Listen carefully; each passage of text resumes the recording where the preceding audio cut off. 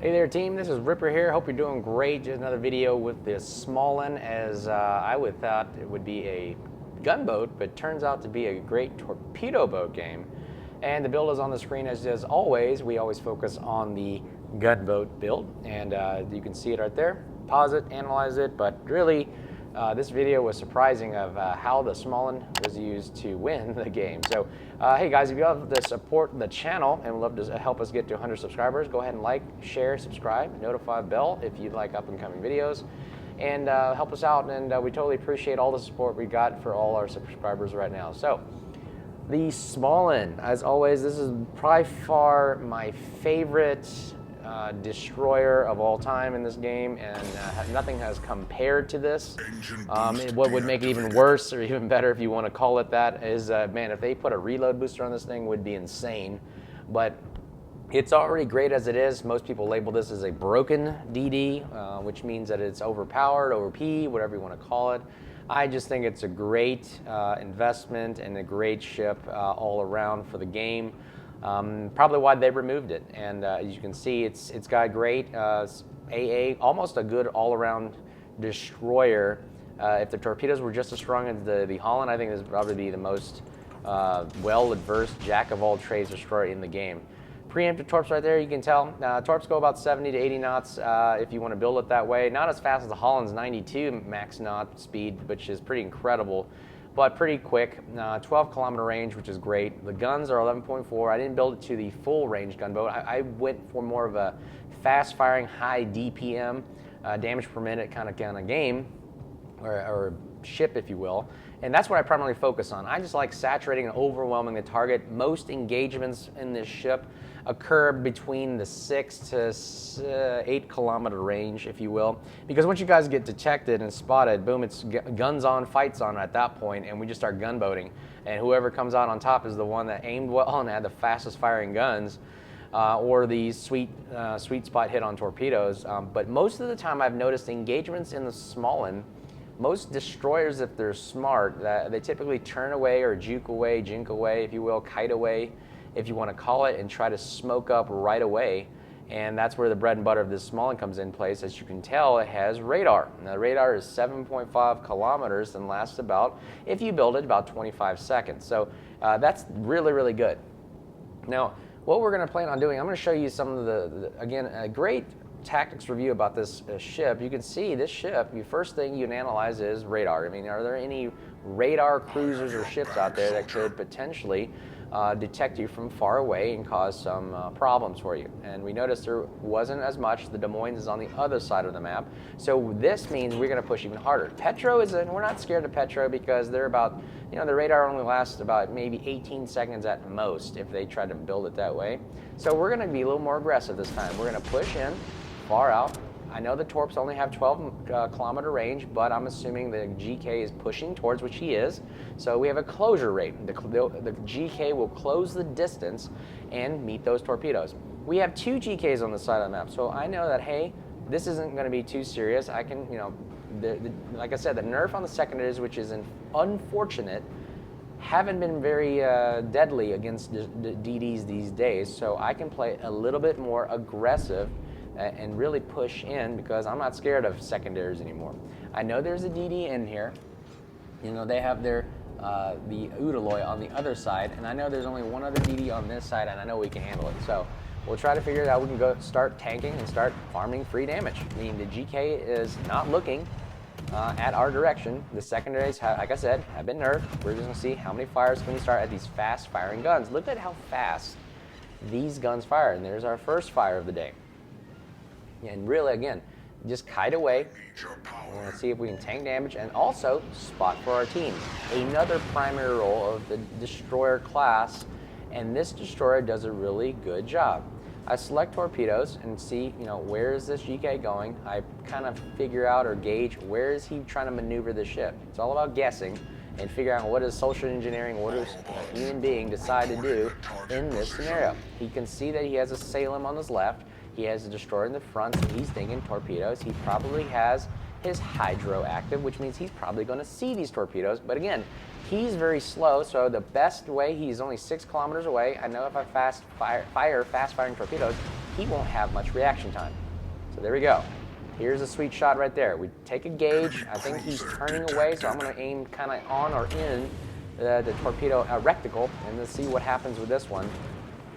And I think we may have a winner right here. We have 8 fast-firing torpedoes. He's turning away, showing max broadside, and let's see what happens with this. Wow. Whammy kablammy. Send you back to port, GK. Sorry to do that, but again, it makes for a great video. Our Shimakaze takes our Yugumo, so we are literally the only DD left. We have to survive to spot for everybody else. But you can see the power of those torpedoes. They don't hit hard, but when you hit all of them, man, do they pack a wallop and cause a lot of problems. 1 GK down, let's focus on the other one. We start opening up again. His guns are looking at us. This is scary right here. We have to take a risk, a calculated risk, and wow, he took some chunk of damage right there. We take full pens on that. And we're just going to keep firing as much damage as we can, start as many fires as possible. I mean, it's free damage. We'll take a couple other pot shots at him with the torpedoes. One of our torpedo launchers was damaged in that brawl earlier, so we're just going to have to wait it out and wait for the other rack to reset. Another bad part about the Smaland is it only has a 3 torpedo launcher, as opposed to the Holland's got 5 torpedo launchers. And right now we're behind it. And this is some of the tactics right here. I mean, using cover to your advantage. Really hide behind while someone else spots it for you. And look, you use that DPM, that maximum fire rate, just to keep on firing. We got this ship down to 1.3-ish reload, 1.3 second reload. It's pretty good. Now, I know this torpedo might hit the island. You know what? We'll take the chance. I thought he was going to cut into the island, but he actually, in fact, turns away. But so we're just going to switch to guns and just take as much free damage as possible. Again, his guns are not looking at us. His secondaries are ineffective, really, against us. And we're just going to continue shooting this superstructure and start as many fires as we can. So you can see the torpedoes, we're going to run into the island anyways. But I figure I'd hopefully get at least one of them. And it turns out that we do. And just keep on firing. Look, about 1,000 damage per, almost 1,000 damage per shot there, 500 per shot. And a torpedo hit to cause a flooding. You see, even though it doesn't do much damage, it causes some damage. So, and let's see if we can keep that flooding going. I think he damaged cons, which is a great thing. And let's see if we can start as much fires as we can. I think the friendly gets the kill right there. Great job, Kremlin, which is another very powerful battleship. Soviet class, I think, is biased, but oh well. All right, so we've taken down 2 GKs right here, the bulk of their navy. They only got another 4 left. I think we can take their Shimakaze and Udaloi head on. I'm not scared of them. We are a strong gunboat DD. The Petro, not really a factor right now, too far away. We have our Kremlin and Salem to back us up. We have the advantage. And oh my goodness, I believe we are taking A cap, I believe. And I think our team is signaling that the Shimakaze or Udaloi is either, yep, they are capping, B cap. So instead of electing to help the Petro and the Salem out, I like to go back to the Bravo, the B cap, and support the Kremlin because he can't spot, he can't see, he's probably getting torped. So let's go head on into B. We have our radar up and ready to go. We have our engine boost, and we are really pretty good, looking good on our health pool. We have 15,000 HP to work with, and I think we can. Venezia takes Montana. We're good. Look, we have the advantage. We have the momentum. Again, it's all about using momentum as well to help push your team towards victory here. So we're going to lead the charge into Bravo. Look, we have no caps, but we're not afraid. We're going to go head in, and there it is, the Shimakaze. Not making a smart choice here, noting the Smaland over here, and we go full DPM, full gunboat on him. He gets a good shot on us, actually. We start a fire. He's going to have the damage con right away. He activates his hull, but you know what? Our DPM is just too strong. We just overpower his crew's ability to repair the boat.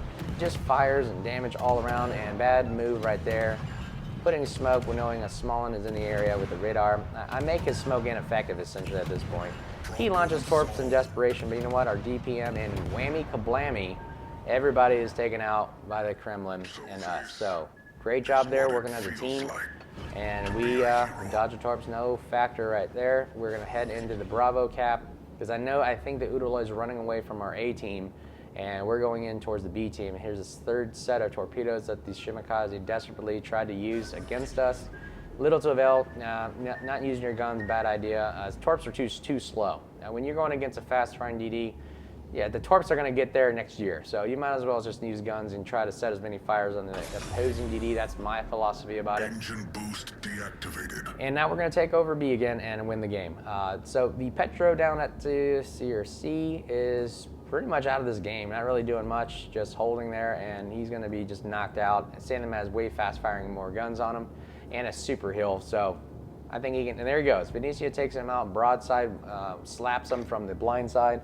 And I think this game's pretty much in. Now it's just really who's going to take out the last guy kind of feeling. So again, the Smaland is a great gunboat, great overpowered ship. I believe one of the most overpowered DDs in the game.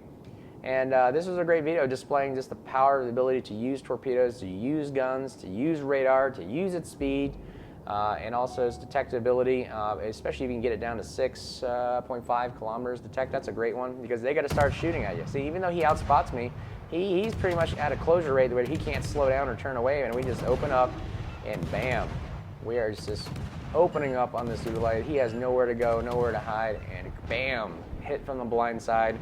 You can't do much about that. Great game, great teamwork right here. So guys, hope you guys liked the video. Like and subscribe and help us get to 100 subscribers. We'd love the support and hope you guys are doing great. Stay safe. And until again, we'll talk to you guys soon. 142,000 damage, #1 on the team.